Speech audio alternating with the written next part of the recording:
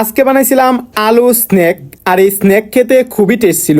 আর এই স্ন্যাক খাওয়া হয় এই পাউরুটি দিয়ে কিংবা অন্যান্য চাউলের রুটি কিংবা আটা রুটি দিয়ে খেলেও খুবই টেস্টি হয়। আসসালামু আলাইকুম, ওয়েলকাম ব্যাক টু আমার ব্লগ। তো চলে আসলাম আজকেও একটা নতুন ভিডিও নিয়ে। অফিস থেকে আসলে আজকে কিছু একটা খাওয়ার মন চাইছিল, মানে কালকে তো শুক্রবার আর বৃহস্পতিবার রাত মানে ভিন্ন কিছু খাবার।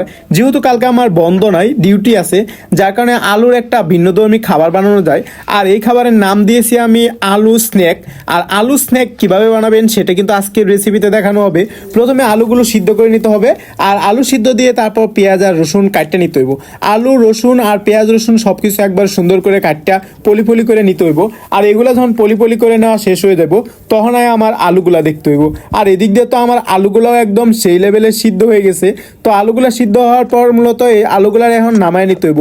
পেঁয়াজগুলার লাইকা তারপরে একটা মশলা বানিয়ে নিব, আর সব রকমের মশলা দিয়া তারপরে একটা মশলা হয়ে গেছে। আর এদিক দিয়ে তো আলুগুলাও হয়ে গেছে। এবার তো আমার আলুগুলা নামায় নেওয়ার পালা, কারণ বুঝতেই পারছেন এই আলুগুলো দিয়ে আজকে আলু স্ন্যাক বানানো হবে।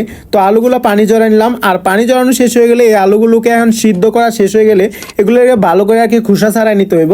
তো এদিক দিয়ে আমি বসে বসে খোসা ছাড়াইছিলাম, আর গরম লাগতেছিল যার কারণে ফু পারতেছিলাম। বক্সে কিন্তু গানও বাজাইছিল, লিল করে গানও বাজতেছিল। তো এদিক দিয়ে একে একে সবগুলো আলু শিলা শেষ হয়ে গেছে। তো আলুগুলা শিলতেছিলাম।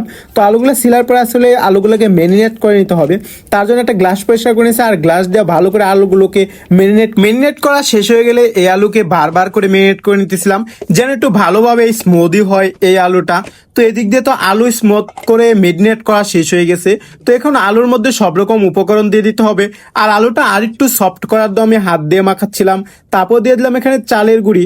আপনারা কিন্তু চালের গুঁড়ি ছাড়া আটা ময়দাও দিতে পারেন। আটা ময়দা দিলেও কিন্তু এটা ভালো পরিমাণ সফট হবে। এটা কিন্তু এখন আধা ঘন্টার জন্য রেস্ট নিতে হবে। তার জন্য এটা আধা ঘন্টা ধরে রেখে দিলাম। তো আধা ঘন্টা পর ফিরে আসলাম। এই আধা ঘন্টার আগে আমি একটু এখানে পানি দিয়ে দিব, মানে এটা সিদ্ধ করার জন্য পানি গরম দিয়ে দিয়েছি। আর তারপর আধা ঘন্টা পর আইসা এটাকে স্ন্যাক বানিয়ে নিব। এটা গোল গোল করে দুই হাত দিয়ে শেপ নিব, আর একটা বোতল দিয়ে তারপরে এই বোতলে মুখ দিয়ে শেপ দিয়ে দিব। আর এভাবে তো আমি সবগুলো আলুকেই করে নিতেছিলাম গুল গুল শেপ। আর এই স্ন্যাক বানাতে তো আমার খুবই ভালো লাগতেছিল। তো এদিক দিয়ে তো সব অলমোস্ট বানানো হয়েই গেল। তো আপনারা এবার দেখতেই পাচ্ছেন এটা দেখতে কতটা সুন্দর হয়েছে। তো ওয়াও বলার মতো আর কি সুন্দর হয়েছে। একটু সৌন্দর্য করে নিলাম আর আপনাদের একটু দেখেও দিলাম। তো এদিক দিয়ে এগুলো দেখানো হয়ে গেলে মূলত এগুলো বানানো টানানো শেষ। এবার সবগুলোকে সেই গরম পানির মধ্যে একটা একটা করে চুবাবো। আর গরম পানির মধ্যে চুবানোর সময় একটু বলক তুলে নিব। একটু বলক তুলে কিন্তু এগুলো একদম ভালোভাবে একদম সিদ্ধ হয়ে যাবে। তো এদিক দিয়ে সিদ্ধ হয়ে গেলে এগুলোকে একটা স্ট্যানারে একটু ঢাকনা দিয়ে দিব।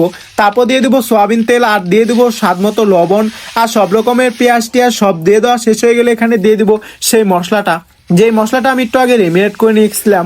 আর এই মশলাটা দিয়ে তারপরে এখানে দিয়ে দেবো পর্যাপ্ত পরিমাণে পানি। আর পানি দেওয়া শেষ হয়ে গেলে এটা ঢাকনা দিয়ে ঢাকিয়ে দেবো, আর 20 মিনিটের জন্য রেস্টে রেখে দেবো। 20 মিনিট পর ফিরে আসলাম, আর তারপরেই তো দেখলাম এটা একদম মশলাটা একদম কষানো হয়ে গেছে। যেহেতু মশলা কষানো হয়েছে এখন দিয়ে দেবো সেই আলুগুলো, যে আলুগুলো আমি সুন্দর করে একটা স্ন্যাক বানিয়েছিলাম সেটা। তো আলু স্ন্যাক খেতে কিন্তু খুব বেশি মজা লাগে, বিশেষ করে রুটি পাউরুটির সাথে খেলে কিন্তু আরো বেশি ভালো লাগে। তারপর একটু ঘ্রাণের জন্য দিয়ে দিলাম বিলাতি ধনিয়া পাতা। আর এগুলো দেওয়া শেষ হয়ে গেলে কিন্তু আমার আলু স্ন্যাকটা হয়েই গেছে। তো এবার তো আমার আলুর স্ন্যাক নামিয়ে নেওয়ার পালা। যেহেতু আমার বাসায় অন্য কিছু ছিল না তার জন্য এই আলু স্ন্যাক বানিয়ে নিলাম। তো আলু স্ন্যাক বানানোর পর মনে করলাম এটা একটু রুটি দিয়ে খালে কেমন লাগে, কিন্তু তো আমার চালের রুটি আটার রুটি ছিল না, তার জন্য এই পাউরুটিটা নিয়ে আসছি। এবার তো আমার এই পাউরুটি দিয়ে খাবার জন্য খুব গ্রেভি হচ্ছে। এবার একটু খাওয়াই দেখা যাক কেমন হয়। বিসমিল্লাহ বলে একবার মুখে দিছিলাম, এইটা খাতে এতটা টেস্ট থাকলো আর বলার বাহিরে। তো আপনারা কিন্তু ট্রাই করবেন, এই খাবারটা কেমন লাগে সেটা কিন্তু জানাবেন। আর অবশ্যই ভালো লাগলে কিন্তু লাইক কমেন্ট শেয়ার করবেন। তো এটাই ছিল আমার ভিডিও, কেমন লাগলো সেটা কিন্তু জানাবেন। আর অবশ্যই ভালো লাগলে লাইক কমেন্ট শেয়ার করবেন। সবাই ভালো থাকবেন, সুস্থ থাকবেন, টাটা বাই বাই।